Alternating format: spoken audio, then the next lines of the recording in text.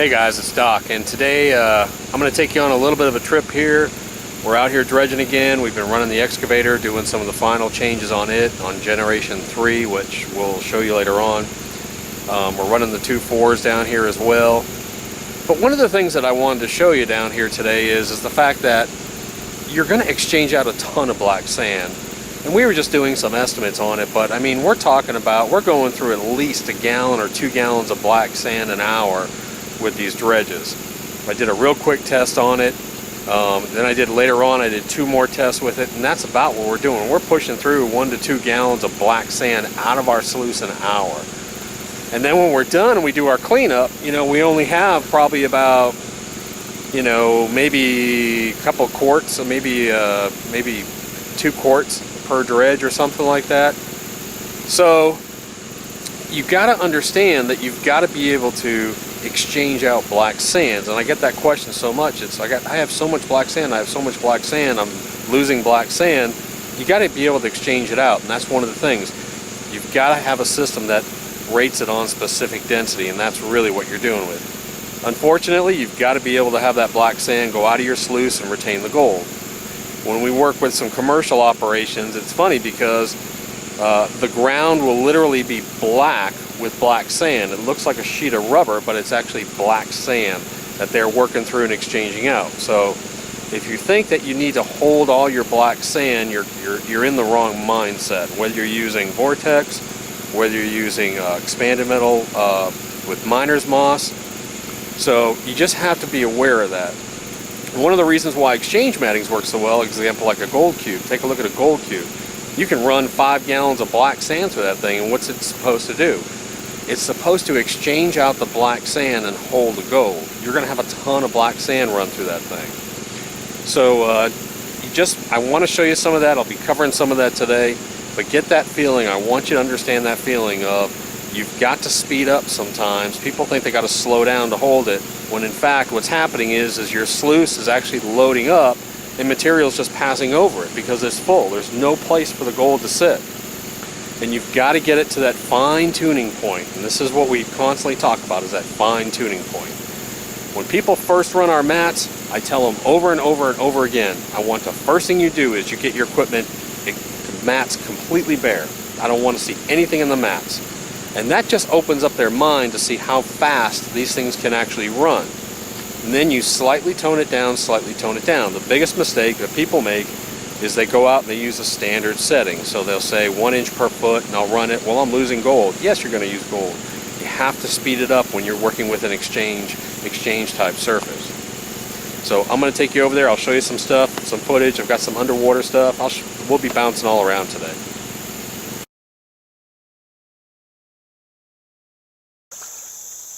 Hey guys, I'm going to take you up and show you. We're here first thing in the morning. It's actually a little bit cooler this morning, which is nice.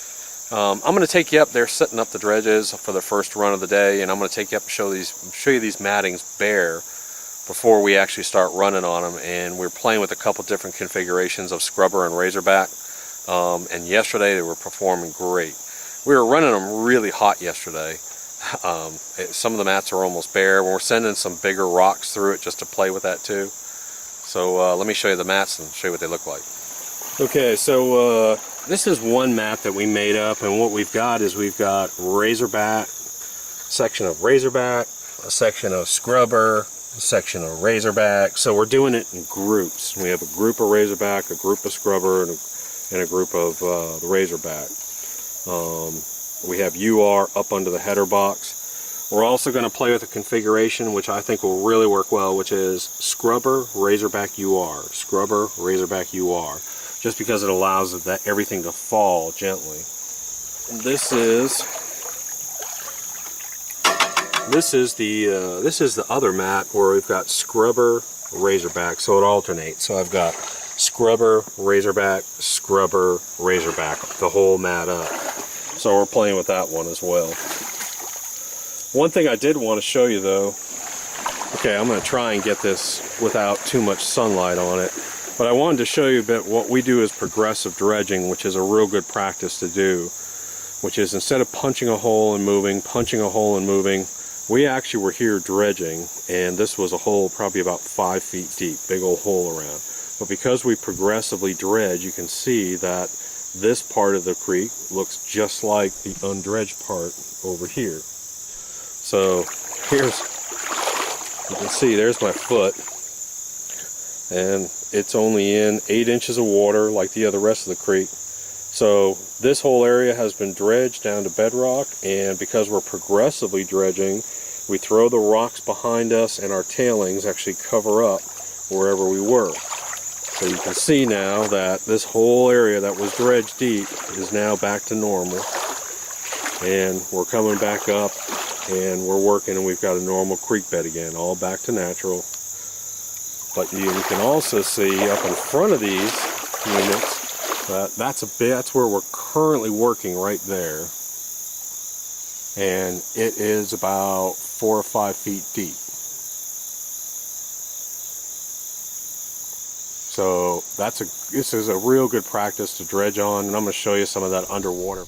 Okay, so I'm going to try and get some of this on video. It's going to be hard with this sunlight, but this is what I'm talking about when it comes to progressive dredging. So we're stepping up progressively, and we're going up, and we're taking that hard pack out, and we're pushing these larger rocks behind us.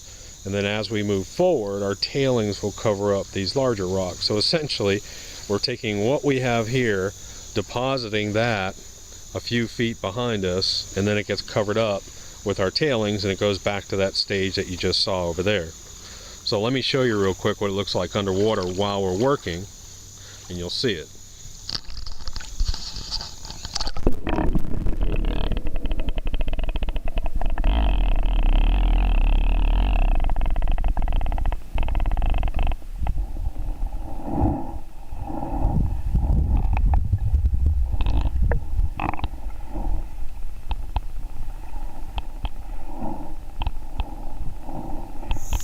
And what we do is we throw our larger rocks behind us, not off to the side. We push them behind us, and our tailings then cover up the larger rocks just like it was. So it's a good way to clean up. You keep your mess kind of clean when you're dredging. And again, it's all back to natural. You can see this whole area I'm walking on. You know, you're back to 6 inches, 8 inches of water. And this area right here was not dredged. So over here was dredged, over here was not. And you can see it looks identical. So much for your environmental impact crap.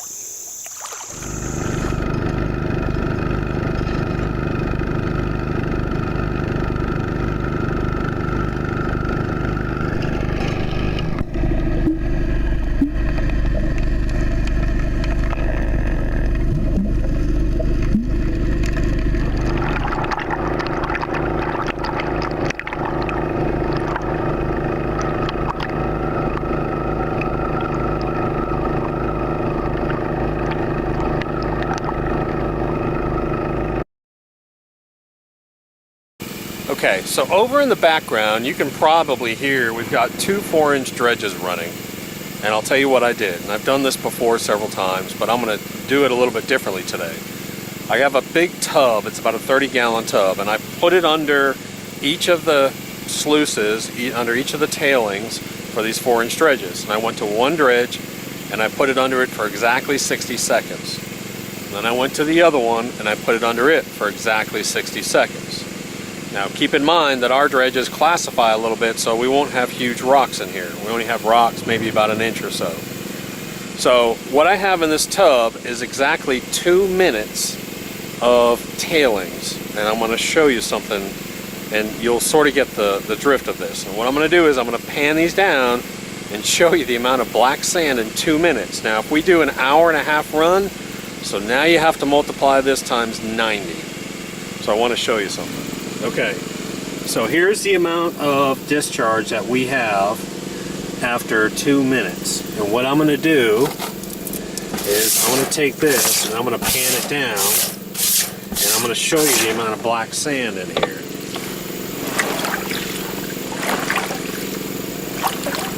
Okay, so hopefully you can see that. That's about half a cup of material, half a cup of black sand in 2 minutes. So figure that out. That's a lot of black sand if you're running for 90 minutes. So that was a minute on each dredge, and you can just see all the black sand. This is 1 minute on one dredge, 1 minute on the other dredge. Now this is all the black sand that's being exchanged out. And that's why you don't worry about losing black sand, because you have to have something that'll exchange it out, regardless of whatever it is. And I see one piece of 100.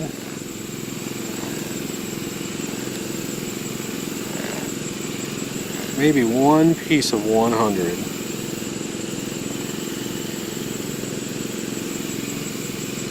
So that's a pretty good telltale sign there.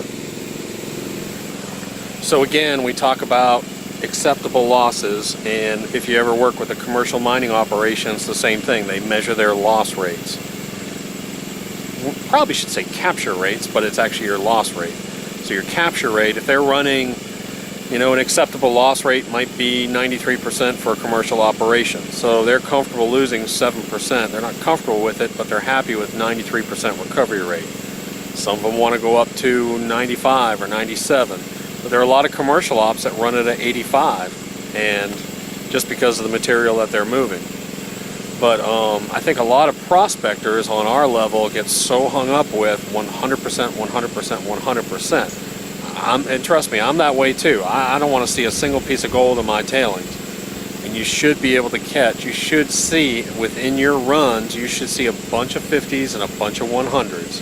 Even if you're getting close to bedrock, you should still see that fine gold within your sluice. Now, if you're exchanging out a couple gallons of black sand every hour at least, which is going to happen, are you going to have some losses of fine gold? Probably so. If you're running a ton of material, if the more and more, the higher and higher of an operation you have, the more material you move, the more you run the risk of having some losses. Now, if you're just running a couple of buckets of material, no, you shouldn't have any losses. You should be able to capture it all. But what I'm saying is when you really start to move a lot of material, we're running 2 4-inch dredges, we're screaming material over these mats, I should see a little bit of loss because we're running them so hot in there, because we've got to exchange out this black sand. If you don't get rid of this black sand and get rid of these heavies in there, it's going to fill up all those grooves, and you're not going to have any place for gold, and it's going to float down. And I'm going to give you an example of a piece of gold that would float down if these grooves weren't active in exchanging. Okay, so here's a good example. I've got this on my wallet actually, so you can see how thin it is. But here's a flat piece of gold that if you didn't have room for that in your sluice, that thing would just fly on by. Matter of fact, I don't think if we were using like expanded, half-inch expanded and miner's moss, I don't think that thing would have stayed in that sluice as thin as it is. It just would catch water and fly. And this is the type of gold a lot of people lose. Let me try and get it in the shade for you without dropping it. But I want you to see that. I'm gonna put my thumb near it, and that's a big piece of gold for us. That's huge. But I want you to see how flat it is. I mean, that thing is just flat, flat, flat. And that thing was stuck in one of our grooves standing up. But that's a good piece of gold to lose right there if you don't have a fast exchange rate. And that's one I don't want to lose. I can deal with losing a couple 100s, but that kind of stuff I can't deal with losing. So here's the other mat. I'll show you what it looks like. But you can see what it looks like. I mean, there's gold, there's a piece of gold sitting right there, deep down in that groove. And you can see what that scrubber looks like. I mean, the mats look pretty bare, but they hold the gold. And I want to show you something really funny. We were getting ready to take this mat out, and I said, freeze, don't move. But you got to see this. This is bizarre. Look at that big piece of gold sitting right there, stuck in that groove. I didn't want to touch it, so I haven't touched it yet, but I'm going to try and get it out real quick. Look at that. That is a big old flat flake right there. That is really cool. That is a big old flat flake. It doesn't weigh that much, but it sure is pretty. But that was stuck right in that groove. And I mean, you can see the gold. There's gold in right there, stuck in right there. Let's see where else. I mean, there's gold all in here from that run. So should be a pretty good run, but that's bizarre though, that one little piece. Okay guys, so we're talking about exchange rates, and one thing I want you to see here is I took one pan full. I filled this pan all the way up from the tailings, and I panned it down just now. They've been running for about 35 minutes. And look at all the black sand. This is from one dredge, one pan full, okay? And this is all that purple and black heavy garnet sand, magnetite, and this is just heavy, heavy, heavy. I mean, you'd be amazed at how much this thing actually weighs. But you can see all that black sand in there. Again, keep in mind, for perspective purposes, and I just went through this and I didn't see any gold, not even a 100, which is good. Let me double check one more time real quick. I'll come back and check this and see if there's anything in it, but my initial panning showed 0 losses, which was good. But I'm going to show you, to put this in perspective, now I'm going to go show you the tailing pile that this came from, okay? So I'm going to walk you over, and I'm going to walk you over to the dredge and show you that tailing pile, and I won't be able to talk to you, but I want you to take a look at it. So this is one pan full, now I want you to see the pile. And you'll be able to get a better perspective of how much black sand we're moving. I mean, it's gallons per hour that we're moving. Now, hopefully you'll be able to see this. This is the tailings pile. This dredge is moving back and forth. Here's his tailings pile right here.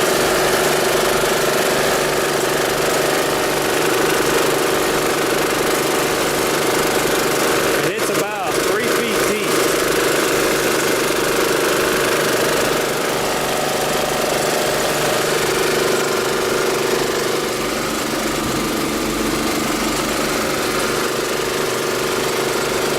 Material is having to come out of our machine.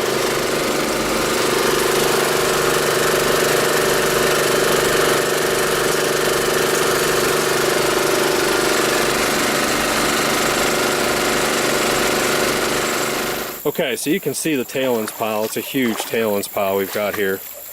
But let me move this air hose, and you can probably see all the black sand tiger stripe all the way through here, hopefully. But there's just black sand tiger stripe all through here. And on the tail end of it, you can tell he was on decomposing bedrock, because you'll see that silvery flaky stuff down there.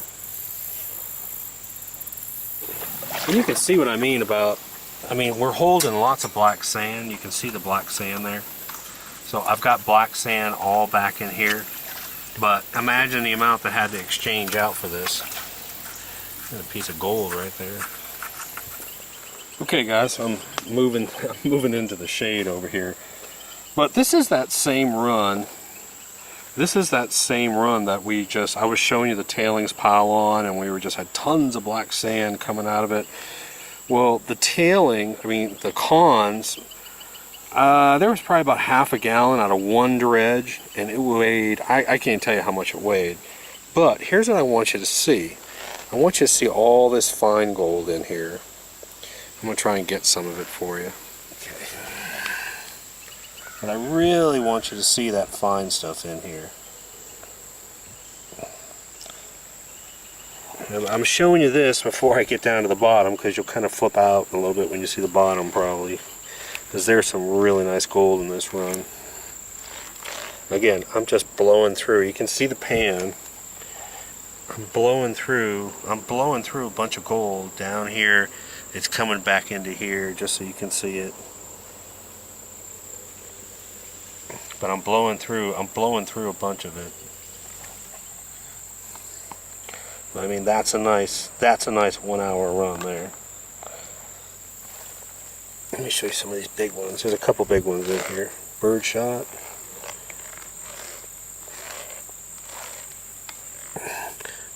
I don't blow these big ones by. But look at these. That's some nice gold there. That is some pretty stuff. But I've got a bunch of these big pickers, but I've got a ton of this fine stuff. Like right at the tip of my finger, if you can see that, I've got a ton of those 100s in here. I mean hundreds and hundreds of 100s, right at the tip of my finger. I mean, this right here, that's the important stuff to me. Those two little specks, 1, 2, these little ones, everyone wants to see that, but I don't want to see that. I want to see the fine stuff. So I would say that was, out of that one dredge, that's close to a gram run out of that one dredge in 1 hour. That was really good. Okay guys, I just had to pan it down a little bit more, but I want you to look at that. That, my friends, is a 1 hour run, bare mat, screaming the mats. That is just amazing. Look at that gold. There's even a little bit of gold down in here too, but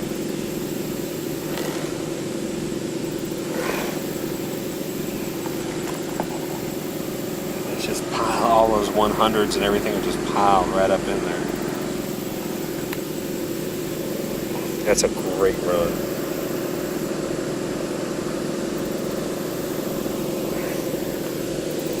We'll get it back over in here.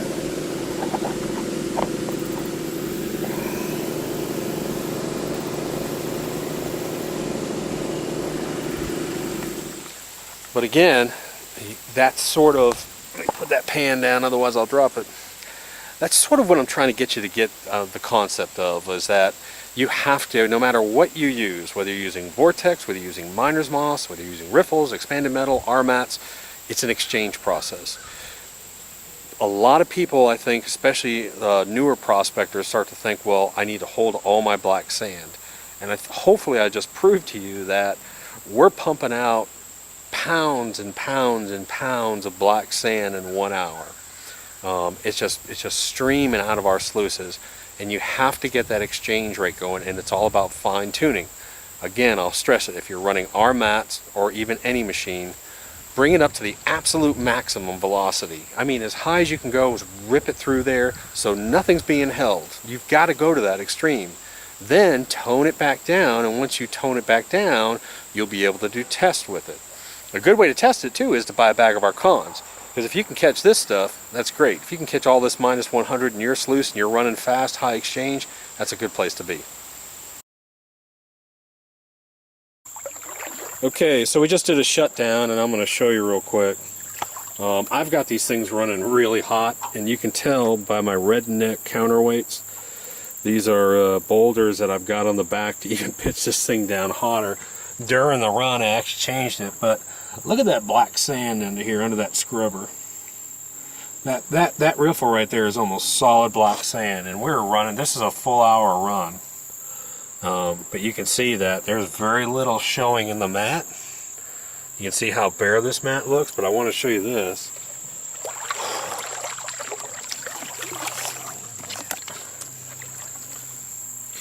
Okay, I'm going to try and get this. It's kind of hard because of the reflection. But I want you to try and see the gold that's all sitting in here. Little 100s, little 50s. And then I want you to look right here. You can see all that gold in there. All in there.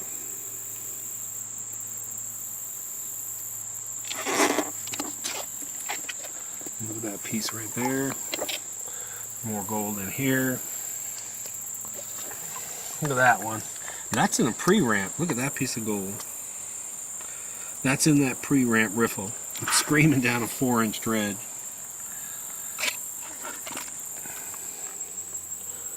Hey guys, I'm going to try and get this piece on film for you, but there's water and it's glaring. Lift the mat up a little bit.